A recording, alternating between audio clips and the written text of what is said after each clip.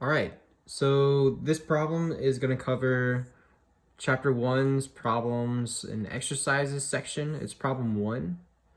And the problem, it states the speed limit on some interstate highways is roughly 100 kilometers an hour. Part A, what is this in meters per second? Part B, how many miles per hour is this? Okay, so first things first, let's just write what we're given. And so we're given that there's 100 kilometers per hour on this interstate highway. So we can say this is the speed. And so in part A, it's saying we need to have this speed in meters per second. If we want to go from kilometers per hour to meters per second, we need to remember the conversion. So one conversion is 1 kilometer. It has 1,000 meters. Another conversion, 1 hour. That has 60 minutes. And then 1 minute, that has 60 seconds. So from here, we can build our train tracks to convert this 100 kilometers an hour into the meters per second. So let's do that. We have 100 kilometers per hour. Let's get rid of this kilometers. Let's convert it to meters. So we know that in 1 kilometer, there's 1,000 meters. So we're done with that. We're now in meters per hour. Let's go from hours to minutes. We know in 1 hour, there's 60 minutes. So we're out of hours. And then let's go to seconds. We know in 1 minute, there's 60 seconds. So now our final answer is going to be in in meters per second. So if we did the multiplication, if we left the units canceled out, not including them, we only include the units that we have just to make it look neater. We'll have the following equation.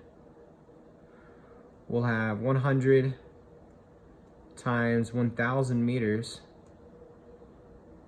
I didn't write the units because remember, I just said they canceled out, so just to make things simpler. And then we have this 60 times 60 seconds. So this equals just 100,000.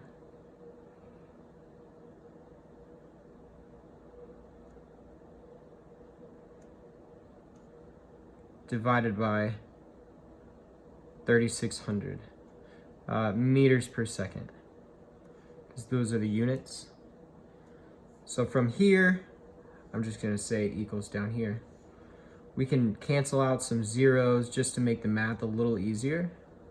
And so now we're just left with 1,000 divided by 36 meters per second. So we have this. Let's just do the math really quick. This, if you enter this into your calculator, you'll get, if we round it to 3 significant figures, just like we're supposed to be, because we have 3 significant figures we'll just keep it at 3 significant figures. This is not 3 significant figures. This is just 1 significant figure.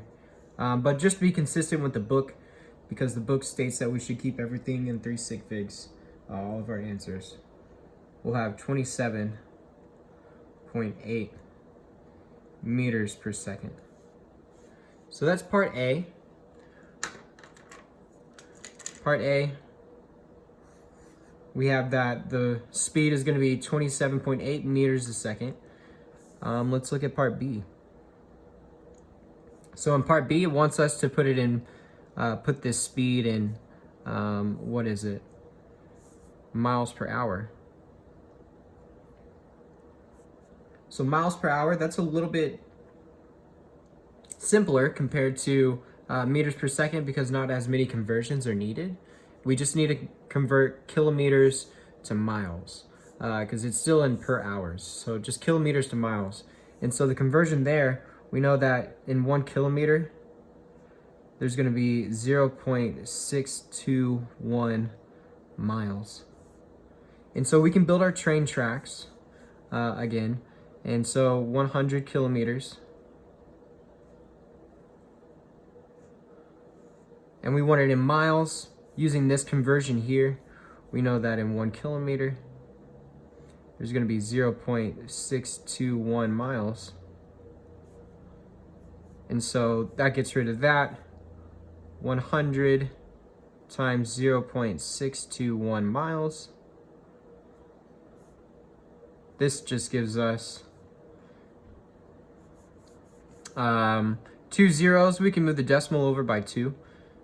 62.1 miles. So that is this conversion, but remember our answer is in hour. So we could, if we wanted to, we could leave that hour set, the per hour here, and we're still left with that miles per hour. So miles per hour. So we'll see that for the answer for part A and B. Well, rather for part A, 27.8 meters per second, and for part B, 62.1 miles per hour. So just remember, we have these conversions that we used, and then we use the train track method to follow our conversion. And that's it.